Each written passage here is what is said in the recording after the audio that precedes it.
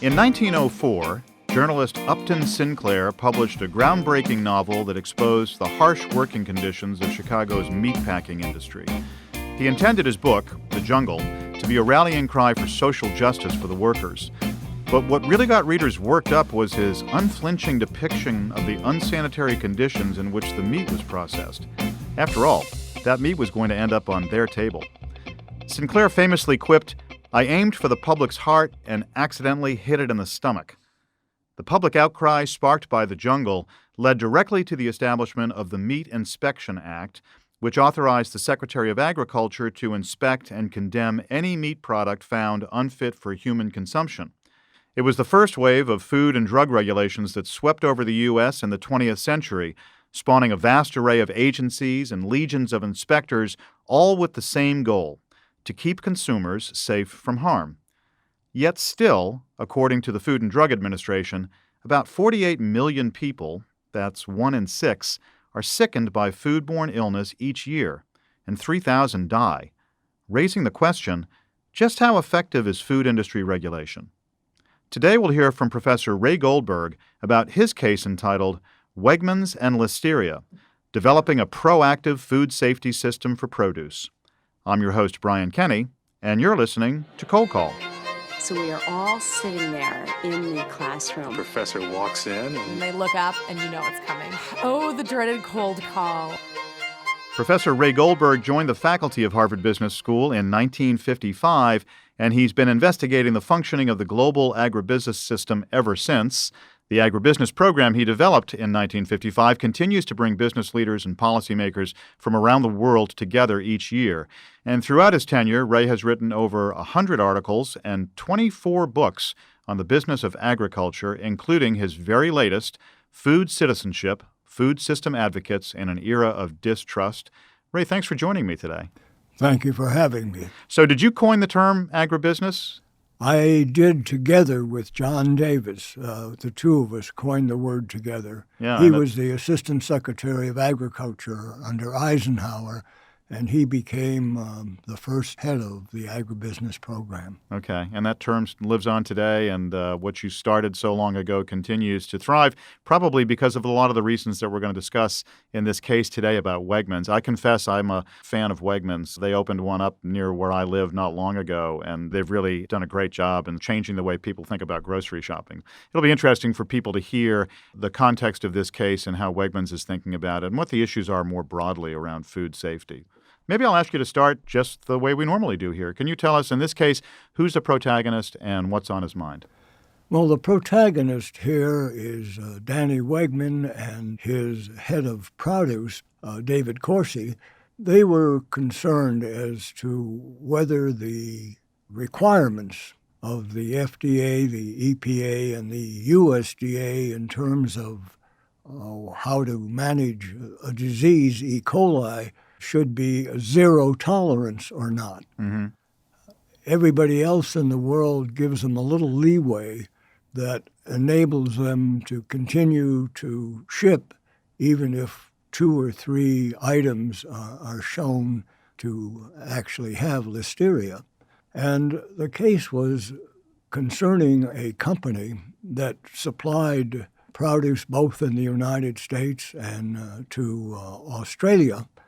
The Australian company saw these 3 items and decided they were going to use it, but they, at the same time, called Wegmans to see if they had any problems with that, and also called the supplier of that product to see if he could find the source of that Listeria in his company. Yeah.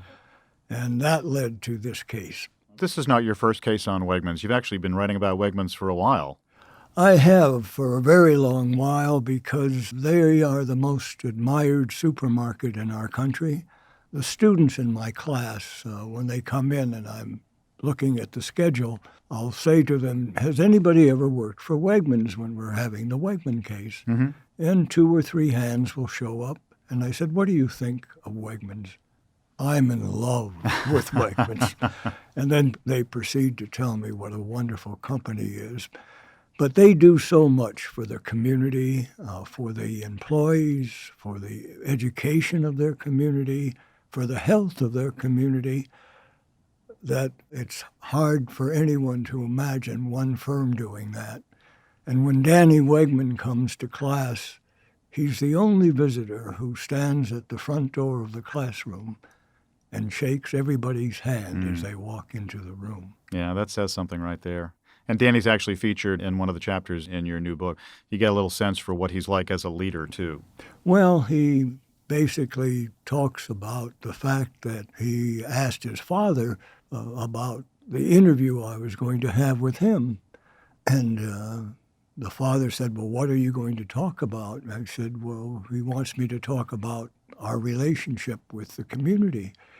He said, well, without a relationship in the community, we shouldn't be in business. Yeah, so true. So why don't we get right to the core of the matter here in the case, is this Listeria issue. How prevalent is foodborne illness writ large? Well, it's very prevalent. You started this conversation yourself with 46 million people and 1 out of 6 people being affected by some kind of adverse condition of that food. You say 3,000 people die every year, and 260 of those 3,000 die from Listeria. The case goes on to cite some examples of foodborne illness outbreaks in the U.S. You know, we're coming very recently on the heels of the romaine lettuce issue in the U.S., which has now occurred, I think, twice in the last few months. Clearly, these are things that are almost ripped from the headlines, but there have been some very high visibility ones over the year. Do you want to describe a couple of those? Well, I can describe the romaine lettuce one because I talked to the produce manager this morning. And he tells me the cost to the industry was $100 million. Wow.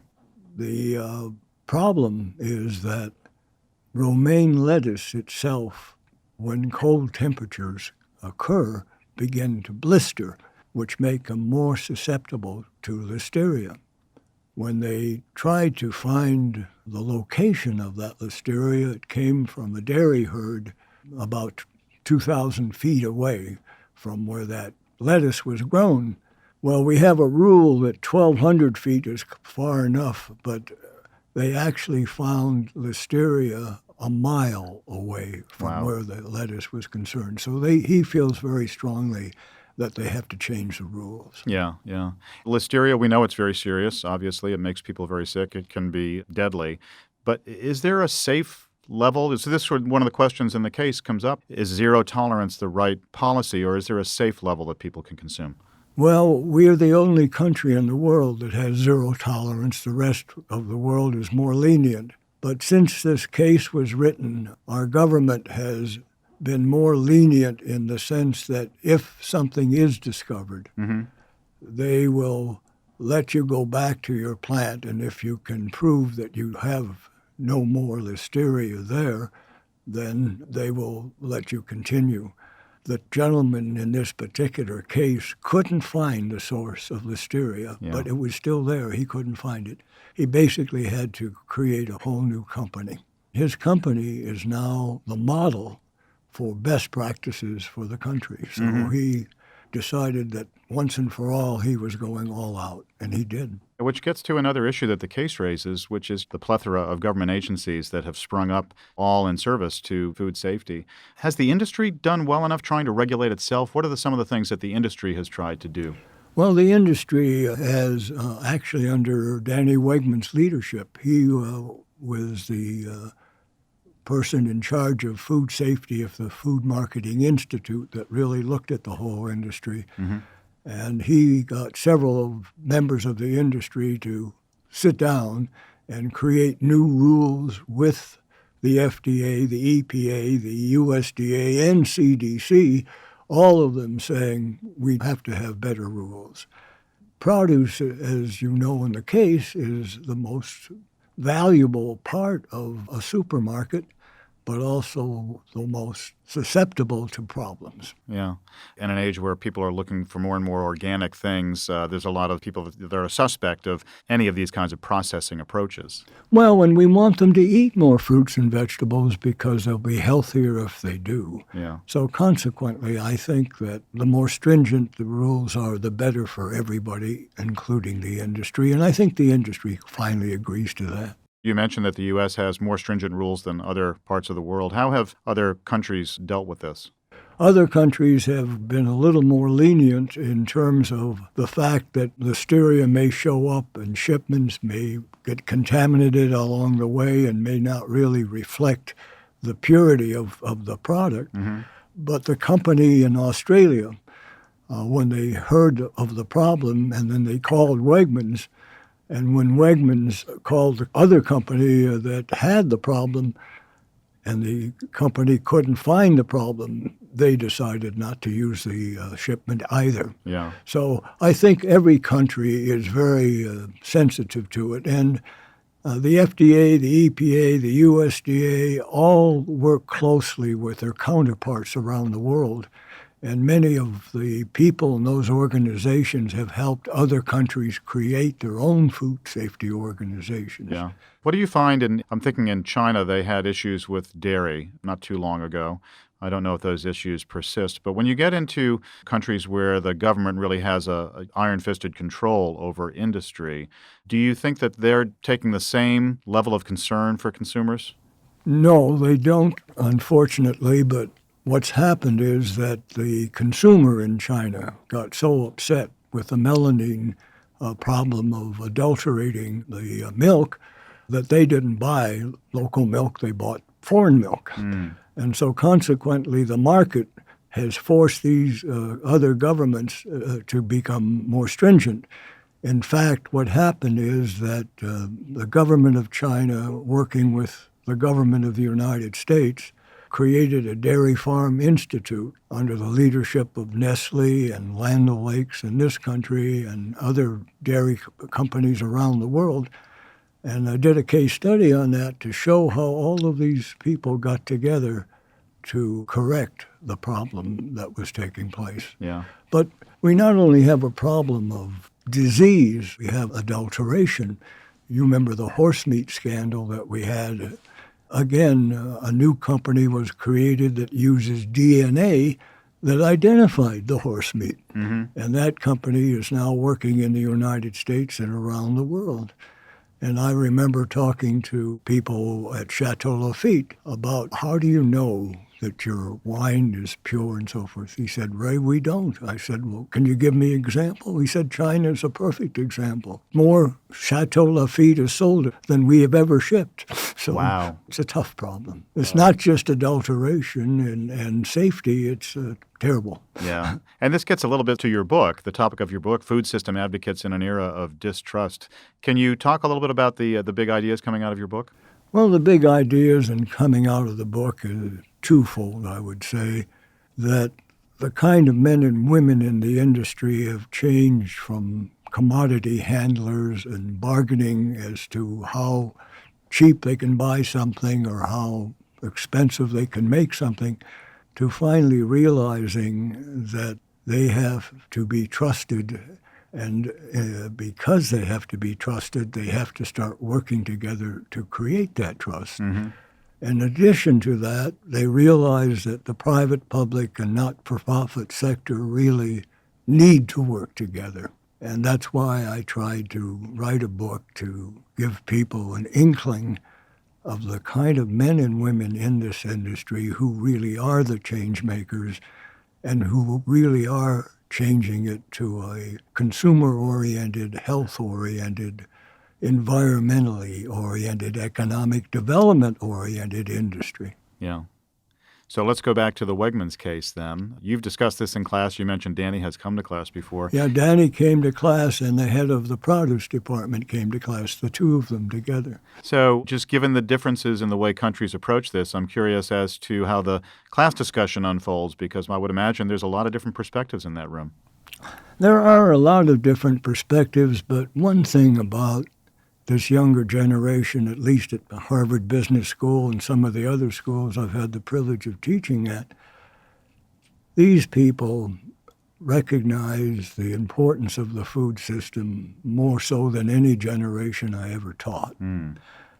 They also look at the food system as the most important system to try to overcome poverty and malnutrition around the world. They also realize it's a class issue, that people who are better educated, have more resources, know more about food and relating it to health. They also recognize that the medical schools finally look at nutrition being more important than popping pills. So this case goes way beyond just food safety.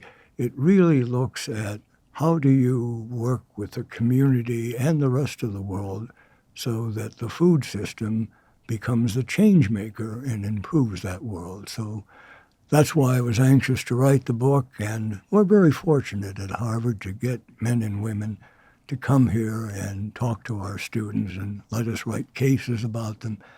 Ray, thank you for joining me today. It's a real privilege to talk about a subject that I've loved my whole life. Thanks again. My pleasure.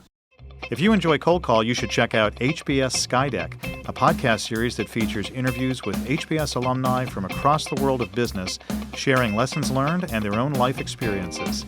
I'm Brian Kenny, your host, and you've been listening to Cold Call, an official podcast of Harvard Business School.